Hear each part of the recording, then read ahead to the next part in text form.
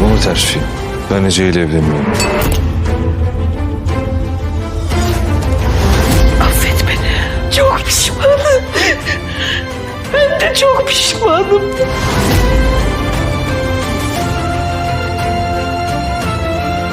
İlaçlı tedavi sana iyi geliyor galiba. Çok. The episode begins with Hira and Orem sitting in the living room of the mansion. As they sit there, Orem receives a call from Afife's doctor, who informs him that her health is concerning because she isn't taking her prescribed medication. Meanwhile, AJ points a gun at Afife while she's outside, ready to shoot. However, Gurbuz appears and grabs AJ. Questioning what she's about to do, Orem responds to the doctor, saying to do whatever is necessary. But the doctor explains that they are already trying, though Afife refuses to cooperate. At the same time, AJ declares to Gurbuz that the girl needs to die. Gurbuz retorts, telling her to leave the matter in his hands or abandon the idea altogether. Orem then states that this is Afife's choice. Upon hearing this, Hira reacts by bringing up some bad news. Orem, deflecting the subject, asks her to have her coffee. Meanwhile, Afife reveals to her interlocutor that she wants to meet Aziz. Gurbuz responds by saying that Aziz no longer exists and that she should forget about him from now on. He adds, "If Aziz is killed, I will die too. Be smart." Hira then sends Sarah to talk to Bihai and asks Orem if he can share what happened. Initially reluctant, Orem admits that the situation has nothing to do with them. Afife's tumor is inoperable, and she has only 1 or 2 years left to live. Meanwhile, AJ insists that she can't be with Aziz. Gurbuz urges her to listen to him and try to calm down. When Hira attempts to say something, Orem interrupts, claiming he needs to check a file and leaves in a hurry. He goes to his office and immediately buries himself in work. At that moment, the boss's man calls Aziz and informs him where he needs to go. The man tells Aziz that he will finally meet the boss. Overjoyed by the news, Aziz immediately contacts his superior to inform him that he will face the boss. His superior gives him instructions on how to proceed. Feeling indignant, Hira goes after Orem and questions his behavior. "You just said your mother has little time left, and now you're acting as if nothing happened," she says. Meanwhile, Afife returns home with bread. Aziz approaches her and says, "That aroma is wonderful." Confused, Afife asks what he meant. Aziz explains that he was talking about the smell of the bread.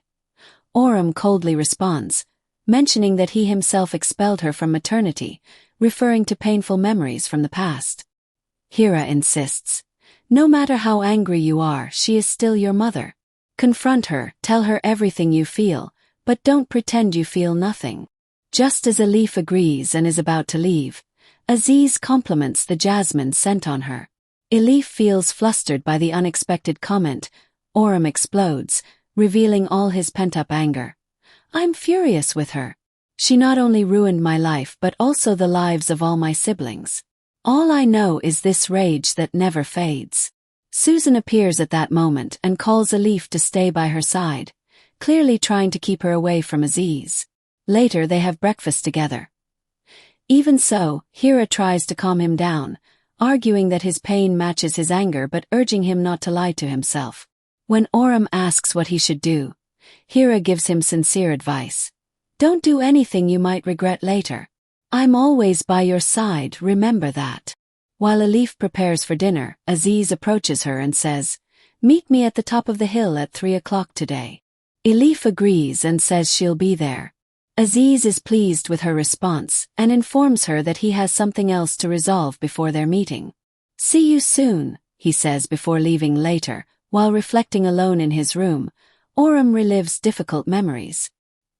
He blames Afife for ruining the happiest moment of his life and, overwhelmed by frustration, mutters, "You have no right to do this." Meanwhile, Afife goes to her room, extremely excited. She thinks about what to wear for the meeting, but her heart beats so fast that she can barely focus. Susan leaves the house at that moment. However, as he looks out the window, Orem sees Hira and Sarah talking in the garden. Sarah notices Orem's sad expression and asks Hira about it. Carefully, Hira explains that sometimes adults need time to solve their problems, just like children when they lose a toy. Sarah, understanding, suggests helping him, but Hira advises giving her father space. Fariha returns home and finds Elif indecisive, with all her clothes spread out on the bed. Fariha tells her she brought a special dress. Elif hesitates, but Fariha insists, "This dress was made for you, it'll look amazing." Meanwhile, Orem decides to listen to old recordings made by Afife while she was hospitalized. During a tense encounter in the hospital room, Afife, unaware of Orem's presence, complains to the nurses, "Leave me alone, I won't take the medicine."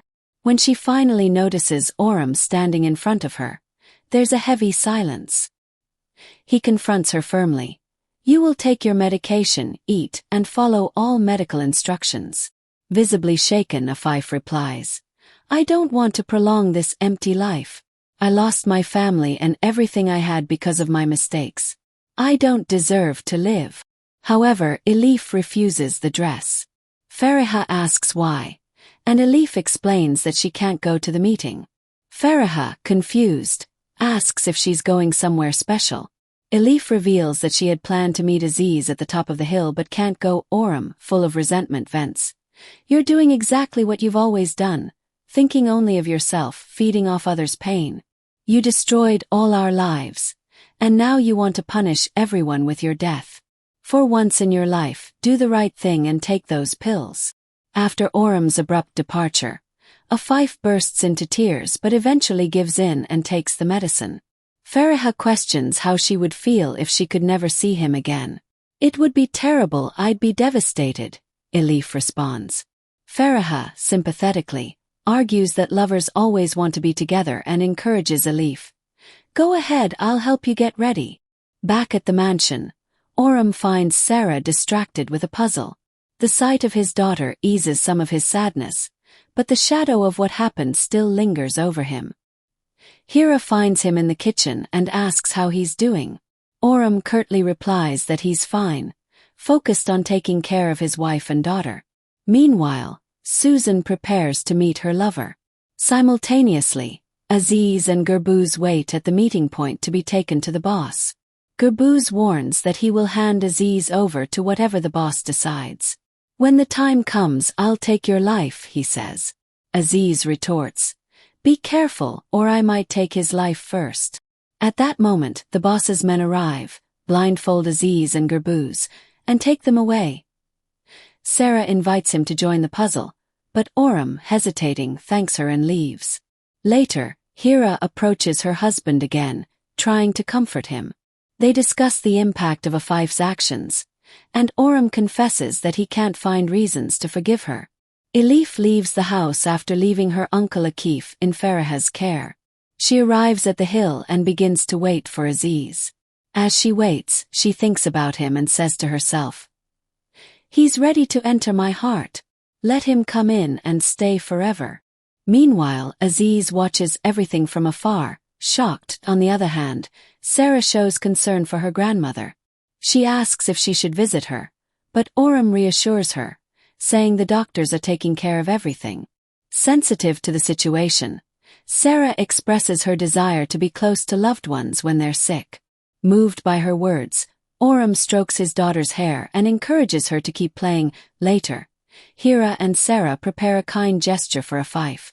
Meanwhile, Orem reflects on the difficult balance between forgiveness and the pain caused by the past.